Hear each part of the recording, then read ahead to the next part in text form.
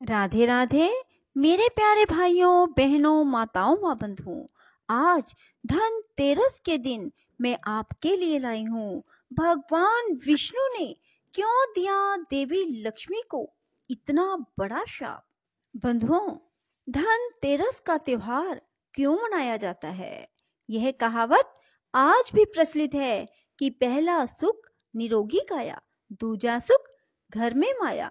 इसलिए दीपावली में सबसे पहले धनतेरस को महत्व दिया जाता है, जो भारतीय संस्कृति के हिसाब से बिल्कुल अनुकूल है। शास्त्रों में वर्णित कथाओं के अनुसार समुद्र मंथन के दौरान कार्तिक कृष्ण त्रयोदशी के दिन भगवान धन्वंतरी अपने हाथों में अमृत कलश लेकर प्रकट हुए। कहा जाता है कि भगवान धन्वंतरी विष्णु के अंश अवतार हैं। संसार में चिकित्सा विज्ञान के विस्तार और प्रसार के लिए ही भगवान विष्णु ने धन्वंतरी का अवतार लिया। भगवान धन्वंतरी के प्रकट होने के उपलक्ष्य में ही धनतेरस का त्योहार मनाया जाता है। बंधुओं, धनतेरस के दिन अपने घर में साफ सफाई अवश्य करें। धनतेरस के दिन अपनी समर्था के अनुसार चांदी, सोने एवं अन्य धातुओं की चीजें अवश्य खरीदें।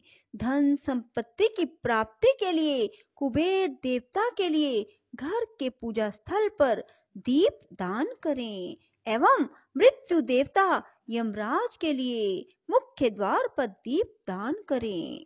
बंधुओं, यदि आपने हमारे चैनल को अब तक सब्सक्राइब नहीं किया तो जरूर करें और बेल आइकन दबाना ना भूलें, ताकि आपको हमारी आने वाली सभी वीडियोस की जानकारी सबसे पहले हो सके। बंधुओं, वीडियो को पूरी सुने। सुनने के बाद कमेंट बॉक्स में जय विष्णु भगवान, जय मां लक्ष्मी जरूर लिखें। बंधुओं, उत्तरी भारत में कार्तिक कृष्ण पक्ष की त्रयोदशी तिथि के दिन धनतेरस का पर्व पूरी श्रद्धा व विश्वास के साथ मनाया जाता है। धन्वंतरी के अलावा इस दिन देवी लक्ष्मी और धन के देवता कुबेर की भी पूजा करने की मान्यता है। इस दिन को मनाने के पीछे धन्वंतरी के जन्म लेने की कथा के अलावा दूसरी कहानी भी प्रचलित है।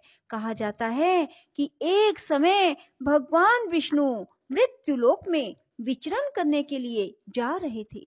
तब लक्ष्मी जी ने भी उनसे साथ चलने का आग्रह किया, परंतु भगवान विष्णु नहीं माने। पर फिर भी बहुत ज्यादा आग्रह करने पर भगवान विष्णु मान गए और भगवान विष्णु ने कहा कि यदि मैं जो कुछ कहूं तुम अगर वैसा ही मानोगी तो फिर मेरे साथ चल सकती हो।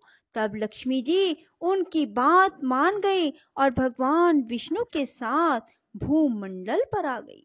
कुछ देर बाद एक जगह पर पहुंचकर भगवान विष्णु ने लक्ष्मी जी से कहा, जब तक मैं ना आऊं तुम यहाँ ठहरो, मैं दक्षिण दिशा की ओर जा रहा हूँ, तुम उधर बिल्कुल भी मत आना। विष्णु जी के जाने पर लक्ष्मी जी के मन में कौतूहल पैदा हुआ कि आखिर दक्षिण दिशा में ऐसा क्या रहस्य है जो मुझे दक्षिण दिशा की ओर आने से भगवान विष्णु ने मना कर दिया और स्वयं चले गए।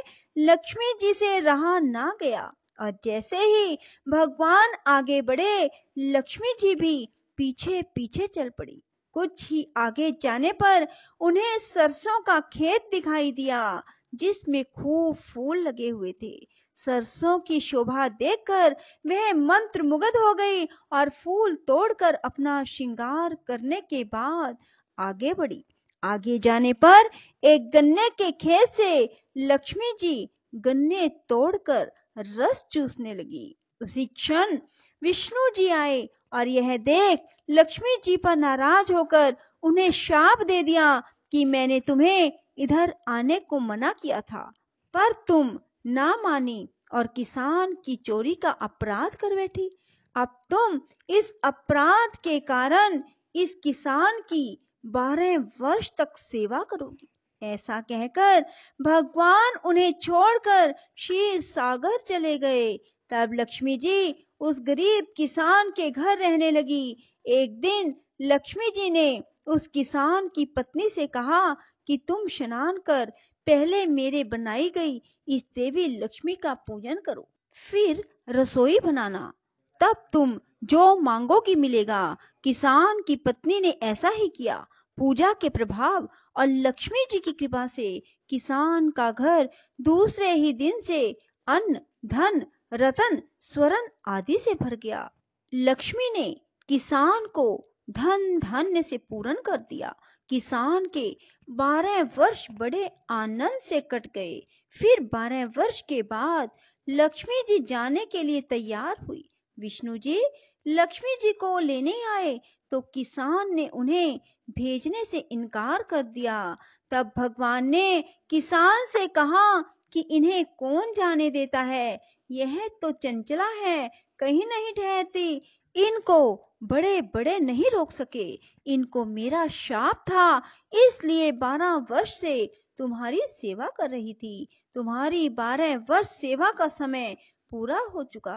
किसान हठपूर्वक बोला, नहीं, अब मैं लक्ष्मी जी को नहीं जाने दूंगा।